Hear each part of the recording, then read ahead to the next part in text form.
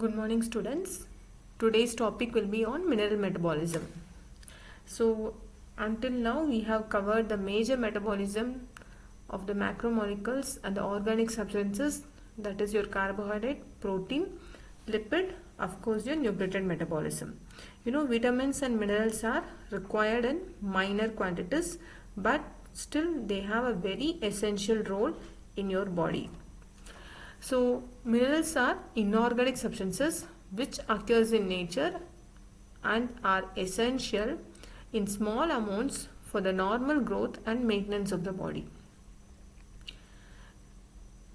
You know the major minerals in the body. So first will be which makes up the bones, that is your calcium.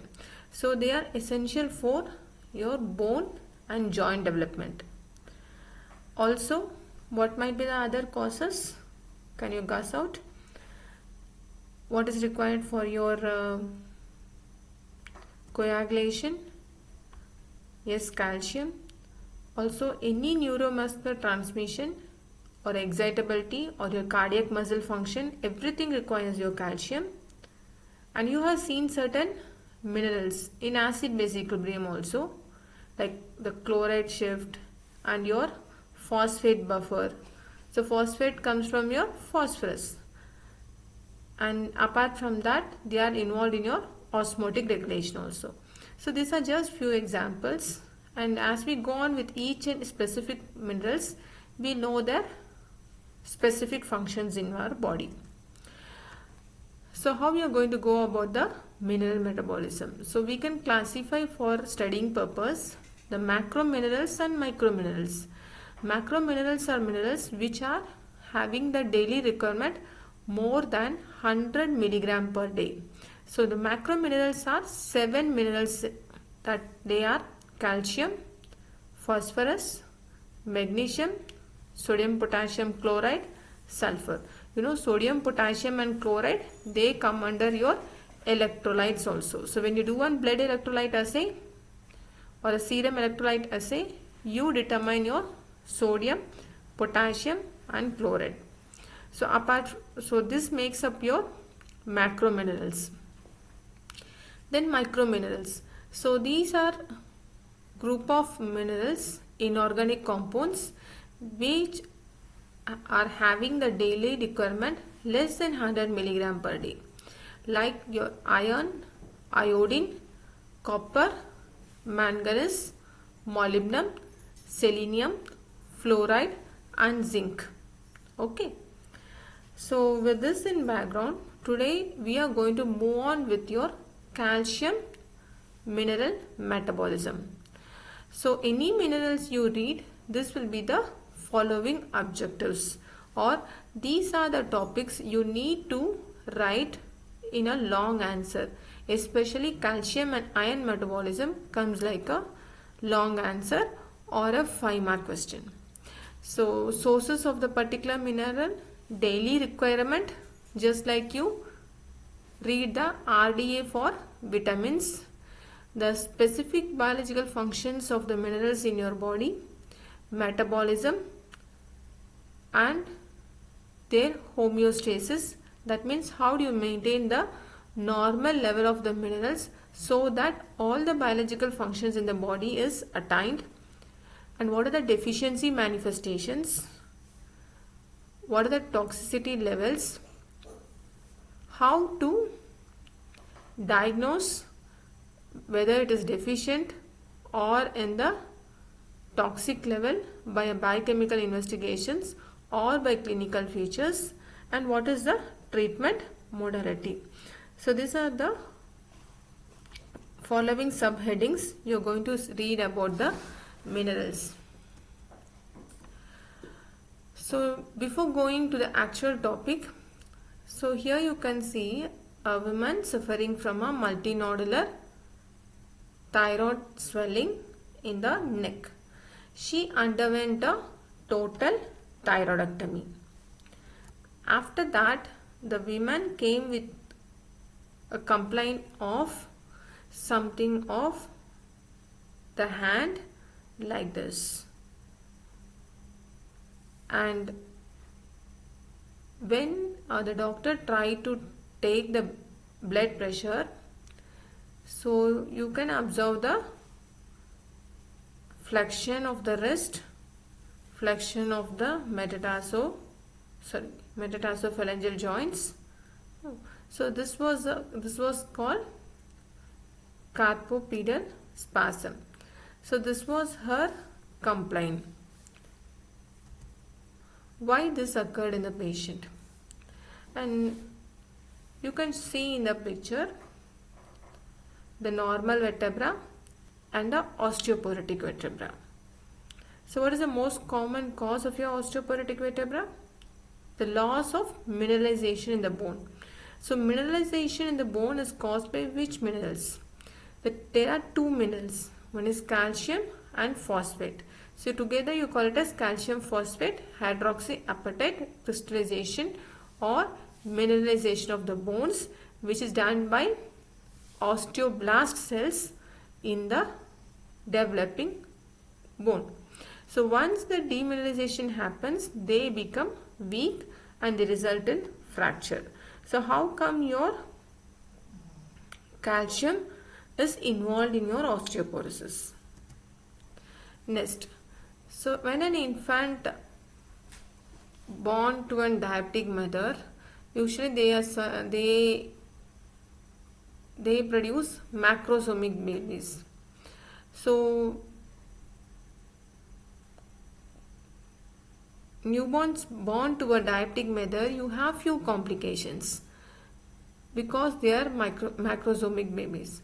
One among the complications is because of hypocalcemia. So why does this result in a baby born for a diabetic mother? So keeping this in the background, we will try to answer all these causes. Why there was hypocalcemia, why there was osteoporosis, and what is the problem of your macrosomic babies. So for that sake, you need to know the complete understanding of your calcium metabolism. So once you remember calcium, the first source you remember is your milk. Of course, milk is your reference protein also because it has got all essential amino acids, that is lactalbumin, plus the most important mineral is your calcium. So calcium is the most abundant mineral in your body. It is the main extracellular cation. Total calcium level in the blood is 9 to 11 milligram per deciliter. So this reference range you need to remember. Approximately 1 to 2 kilogram of your body weight is your calcium, and that comes from the weight of your bones. 99% is present in skeleton and teeth, 1% in soft tissue, and less than 0.2% is in the extracellular fluid. Okay, so this calcium contributes to your hardness of your teeth and the bone. As I told you, the major source of your calcium is your cow milk. So if you drink 100 ml, you get 100 milligram of your calcium. So that's why a growing child has to take at least 1 tumbler will be nearly your 200 to 250 ml. Okay. So if you have 3 times a milk a day, so that will come under your 1000 mg. So that's why our children are given more milk during the growing age period. Okay. Cow milk is a major source, then your drumstick meals. Moderate source are vegetables, and poor sources are your cereals and ragi. If you see the daily requirement of your calcium, an adult requires 500 milligram per day. So it is enough that you take twice a milk, morning and night, or morning or evening. Whereas children's, the volume should be more, and still more when the baby growing period of a child.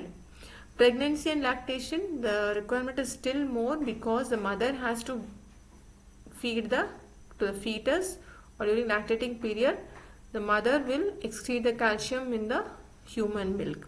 So it is around 1500 milligram per day. So what are the important biological functions in your body. So the first and foremost function of your calcium is the formation of your bone and teeth. So that determines your strength of your skeletal tissue. Second important is in your muscle excitation and contraction of the muscle fibers. So you would have read the actin myosin contraction, whether it is skeletal muscle or in cardiac muscle in the myocardium. You need calcium for the excitation or the action potential.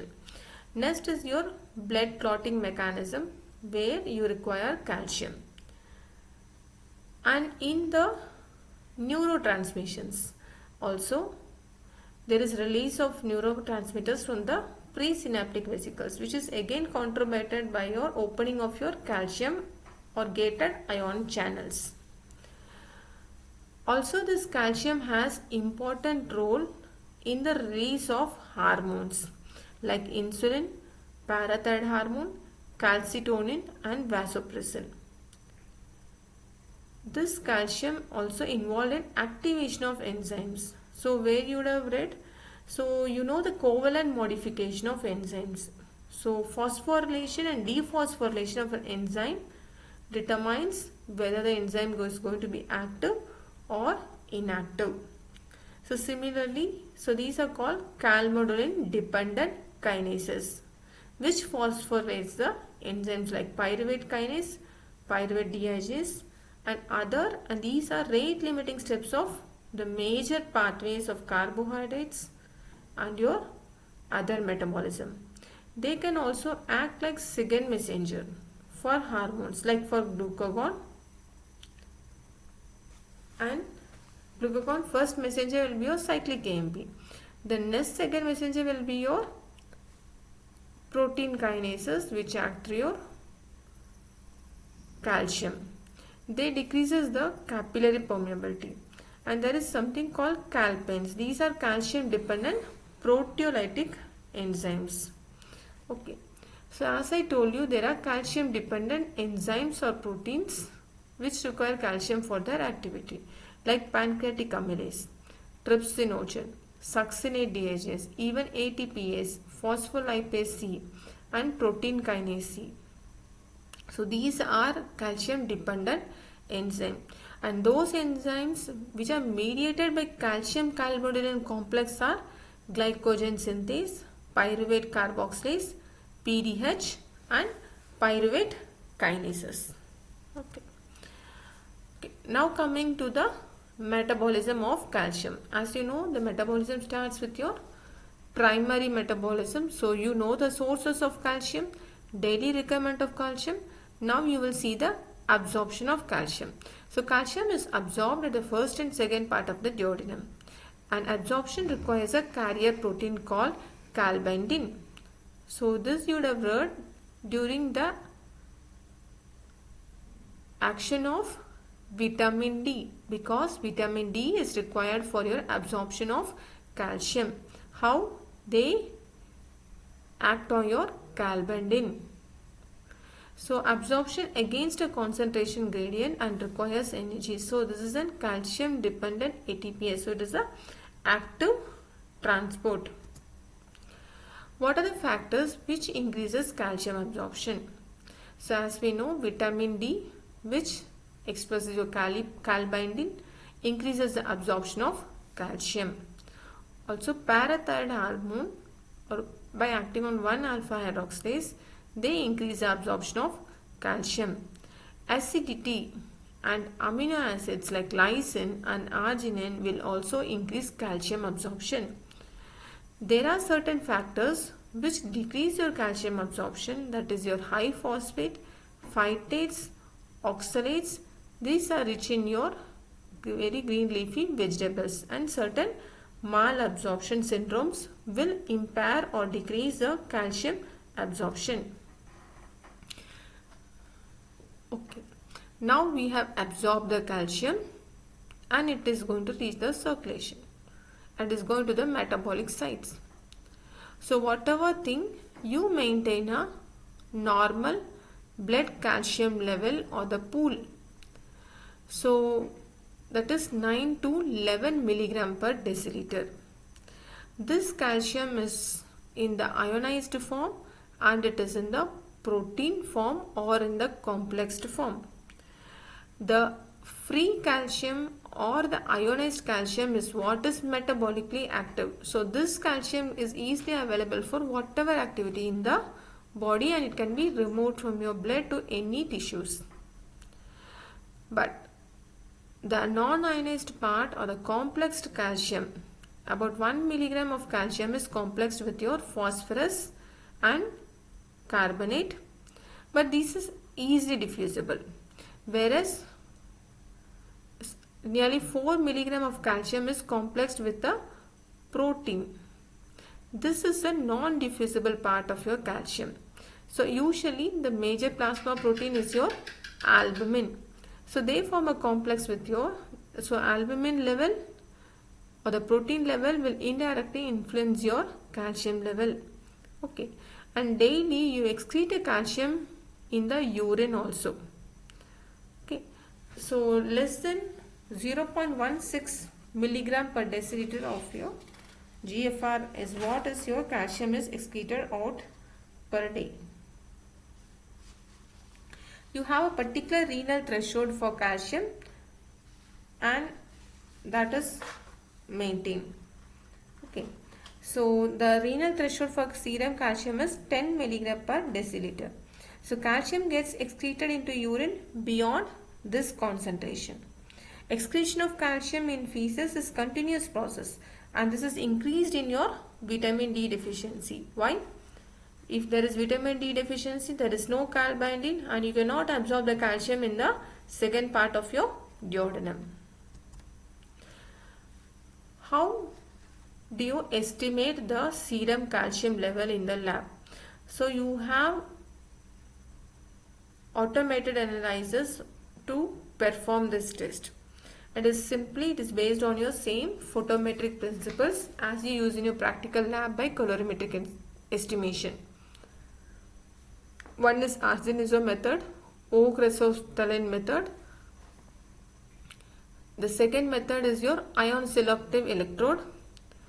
Third one is your AS. So most commonly we use your photometric method and OCC method or Arsenism method, which is done even in our hospital laboratory.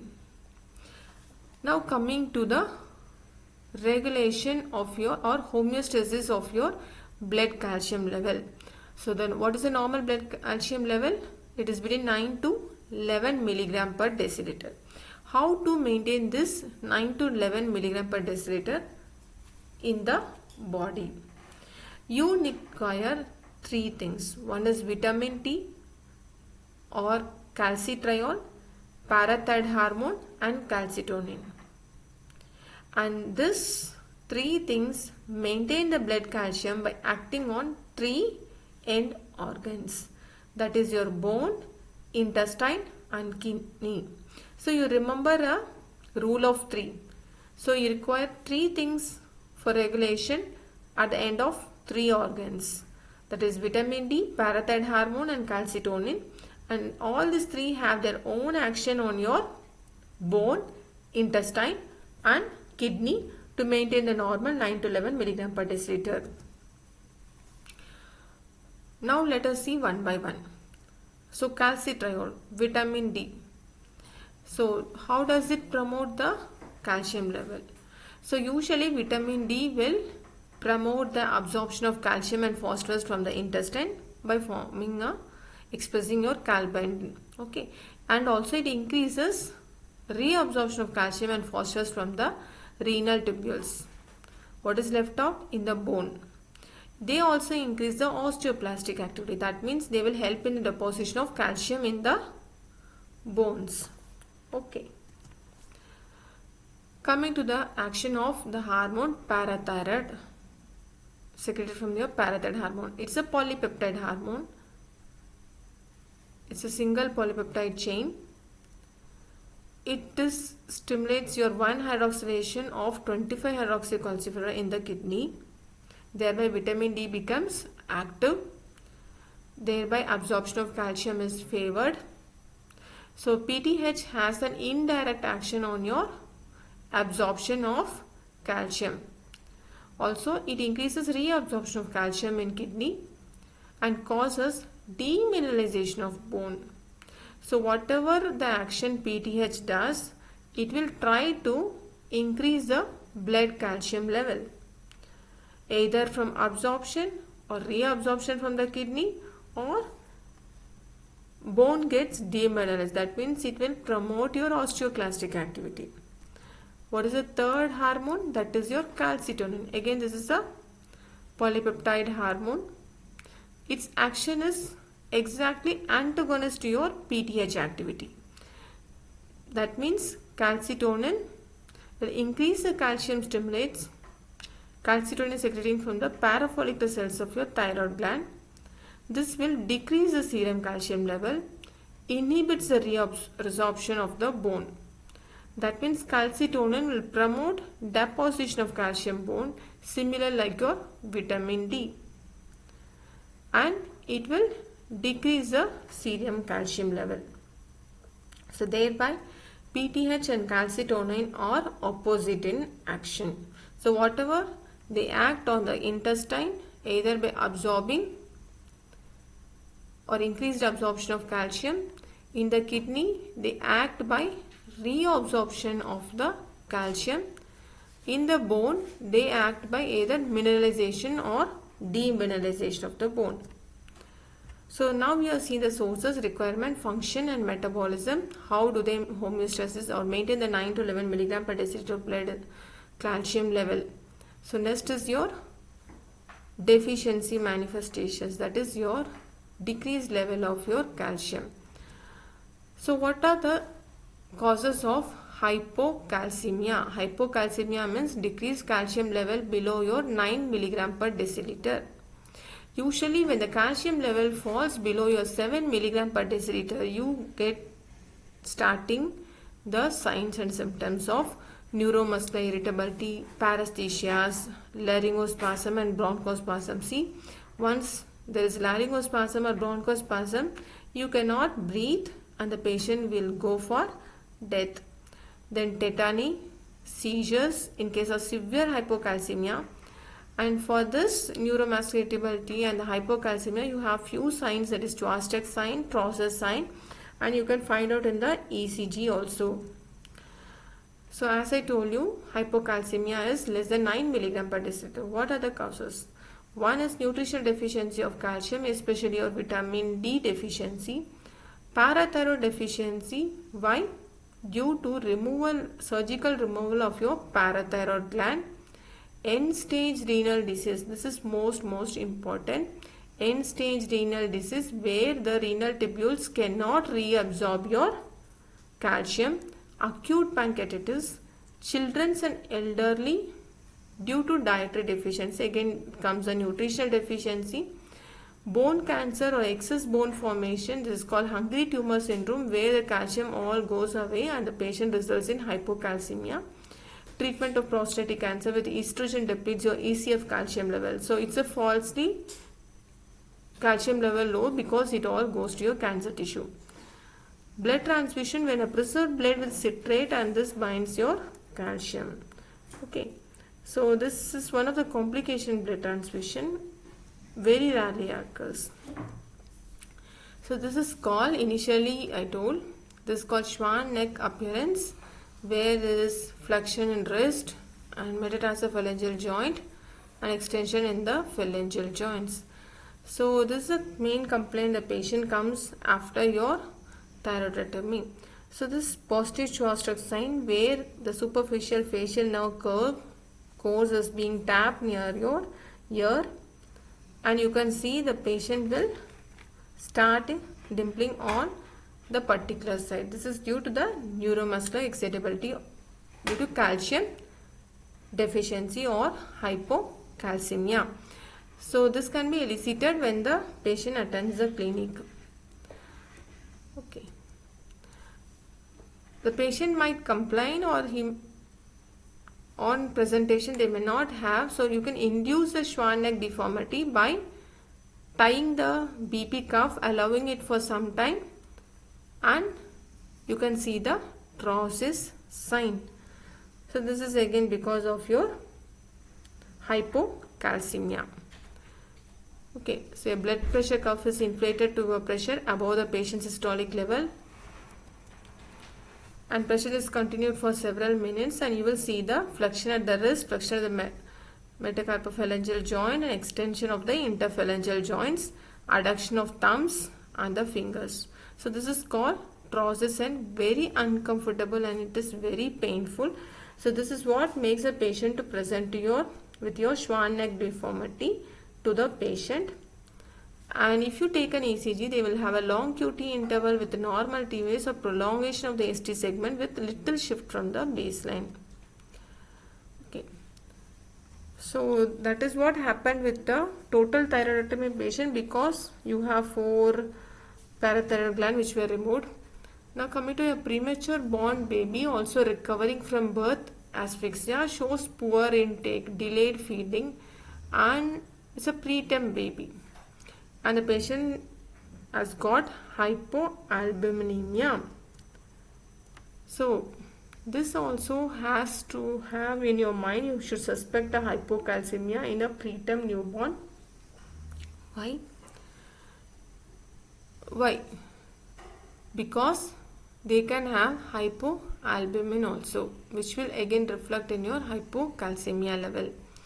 So newborns asymptomatic, lethargic, poor feeding, vomiting, abdominal distension, or still elderly age, children's coming with seizures, twitching, cramping, laryngospasm.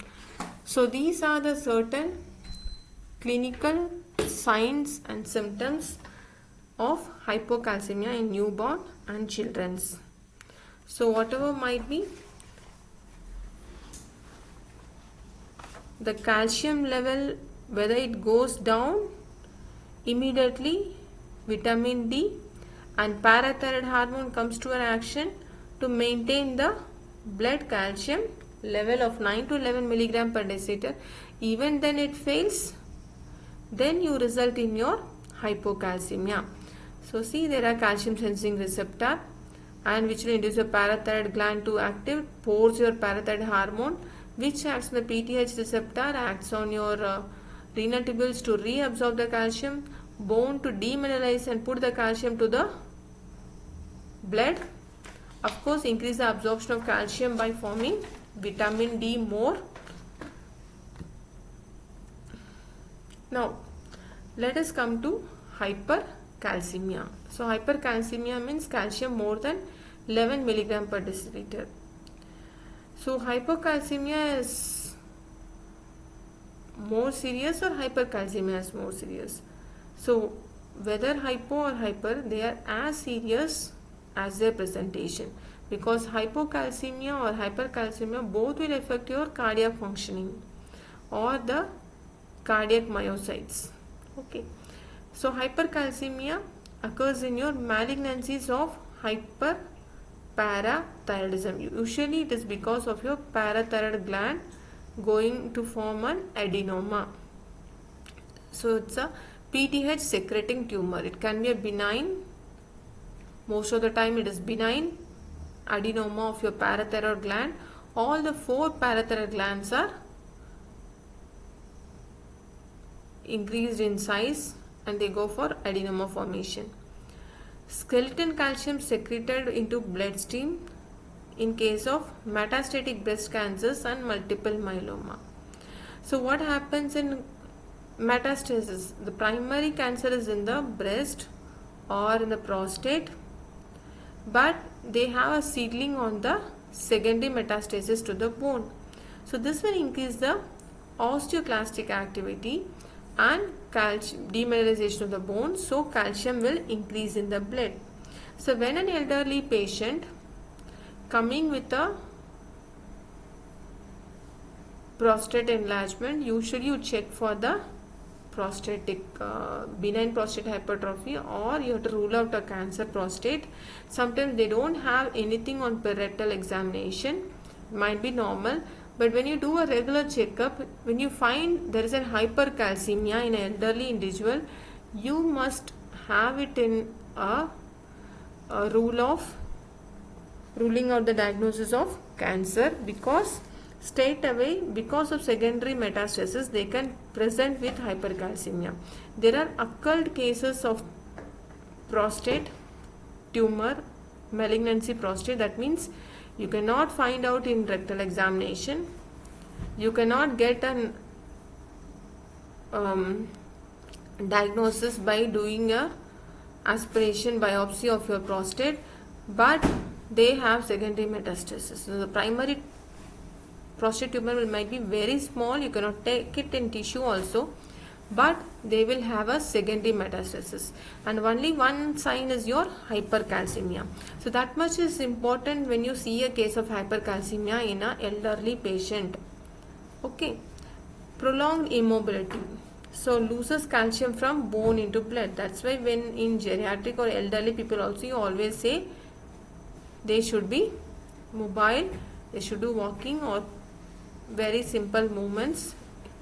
Even a chronically bedridden patient, as soon as they get out of the illness, they are made to walk, move around their beds. So because prolonged immobility itself loses calcium from the bone into the blood, and if it is coming to the blood, of course you can lose it in the urine. Osteoporosis, calcium is liberated in the bloodstream. There can be hypercalcemia. So what are the manifestations? They have lethargy, weakness, fatigue and constipation. Pathologically, they can present with fracture because of calcium loss. As I told you, the most common cause of hypercalcemia is your parathyroid adenoma, then metastatic cancer, multiple myeloma and certain drugs. So whenever this minerals calcium comes on, these are all interrelated. So it's not only your calcium is deposited in the bone. You know, calcium is deposited with your phosphate. It's called calcium hydroxyapatite crystals. These all two things go together. Apart from that, calcium is 2 plus, magnesium is also 2 plus. These two things also go together. So whenever you have any bone diseases, you need to check your serum calcium, phosphorus and magnesium. Most commonly these three are affected, and urinary excretion of calcium and phosphorus. Also serum ALP. What is ALP? Alkaline phosphatase. Why?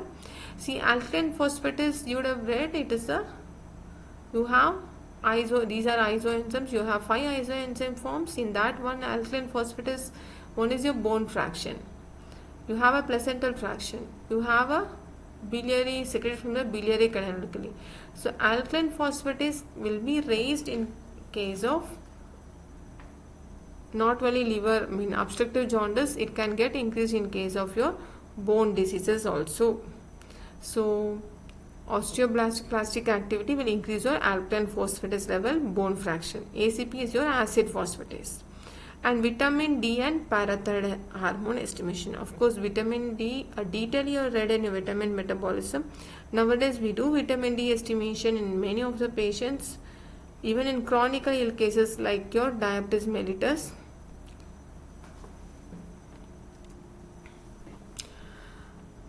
As we read that 9 to 11 milligram per deciliter, what we estimate is your total calcium level. We don't estimate the ionic calcium level. This ionic calcium is what is the active part of your calcium which is required for the functions. But even though you have a decreased calcium level, if the 8 milligram per deciliter or 7 milligram per deciliter, if the ionic calcium is around maintained normally, the person will not have any signs and symptoms. Okay, so there are certain conditions where the ionic calcium is going to be affected, like in nephrosis and nutrition, and they say that whenever there is a hypoproteinemia, because that becomes a reservoir for your calcium level, and calcium complex to protein is not easily diffusible. When you have hypoproteinemia or hypoalbuminemia, you will have falsely your calcium level low. So when you get a result from the lab, they will give a report like corrected calcium level. So for every 1 gram deciliter fall of your albumin, 0.8 milligram is added. So that is your corrected calcium level for your hypoalbuminemia. Also remember, you have to check the blood pH, serum phosphate, magnesium and bicarbonate, because these are things which your phosphate and bicarbonate, they are complexed. Calcium is complexed. Okay, to interpret the hypocalcemia or a normal calcium or hypercalcemia. So whatever might be, as a nutshell, you can see here, to maintain the 9 to 11 milligram per deciliter of your calcium level, if the calcium level falls, what will happen? Your parathyroid gland gets activated. It will release parathyroid hormone. So when parathyroid hormone is released, it will demineralize the bone to increase the calcium level. It increases the intestinal absorption of calcium. How? By making more vitamin D, and vitamin D will act on intestine to absorb your calcium. PTH also will increase the calcium reabsorption from the renal tubules. If the calcium levels are too high, that is hypercalcemia, more than 11 milligram per deciliter, what happens? PTH is inhibited, calcitonin is activated. So calcitonin has got opposite effect of your PTH, which will increase the calcium deposition in the bones, decreases the calcium uptake in the intestine and decreases the calcium reabsorption from the urine. Thereby calcium level falls, or you maintain the normal blood calcium level. So as a take home, you need to remember, for normal homeostasis you require calcitriol, calcitonin and parathyroid hormone, and they act on the organs, intestine, bone and the kidney.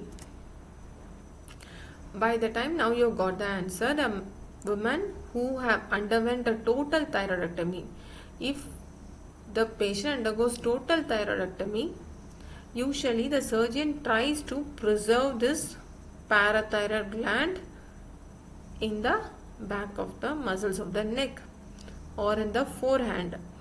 If they would have removed the parathyroid gland, they are not conserved, then, or if they would have suspected a cancer tissue of your thyroid gland, if they would have removed, then the patient will result in your tetany, as happened in this patient. So if you check the blood calcium level, it will be low. So the patient will have hypocalcemia. So what is the treatment? The patient has to be continuously supplemented on the calcium. There is no other go. So he has to be supplemented with your, he or she has to be supplemented with the calcium. Okay. What is the problem with your macrosomic babies born to a diabetic mother? So what happens in diabetic mother is, there is magnesium depletion and there is functional hypoparathyroidism. Because of this, PTH is low, they cannot maintain the calcium level. So the most complication of the diabetic mother having a macrosomic baby is always suspect for hypocalcemia and treat accordingly. Many of the institutes prophylactically also they start trying giving calcium and vitamin D for these babies, so that they won't allow the child to have seizure or tetany. Now coming to the phosphate. So you know phosphate is as important as your calcium. Also this is, if you say calcium is 2 kg of your body weight, calcium will come under 1 kg of body weight. This is 2 goes parallelly. Their normal blood phosphate means serum phosphate level is 3 to 4.5 milligram per deciliter. So what are the functions of phosphate in the body? Again, the most important function is the formation of bone and teeth. So now I am not going to enumerate the functions of phosphate. Let us see how many you are going to enumerate. Can you take a paper and enumerate? I'll give you 30 seconds. Start enumerating the functions of phosphate, whatever you remember.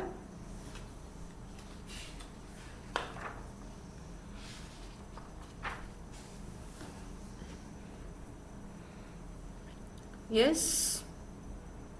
Over. So where all you see phosphate in the body? Of course, bone and teeth. Then, yes, you would have written ATP, GTP. What are they? Energy currency of the cell. You require phosphate. Also, phosphorus is required for the formation of phospholipids, phosphoproteins, and nucleic acids. Very, very important. Formation of your DNA and RNA. Also, they are important part of your reducing equivalence or the coenzyme roles, that is NADP, NADPH, and from riboflavin you got your FAD. Of course, that doesn't require phosphate, but mostly your NAD, NADPH, ADP and AMP. So several proteins also get activated by your phosphate or the inorganic phosphate. Enzymes also require inorganic phosphate as your cofactors. Also, most important thing is in your acid base, that is your phosphate buffer. The most important intracellular or most abundant buffer in the intracellular system is your phosphate buffer. That is your dihydrogen sodium phosphate or potassium phosphate. Mostly in case you have your inside means it is dihydrogen potassium phosphate and their basing forms. Okay, so these are the important functions of your phosphate. So as calcium, the sources will be the same,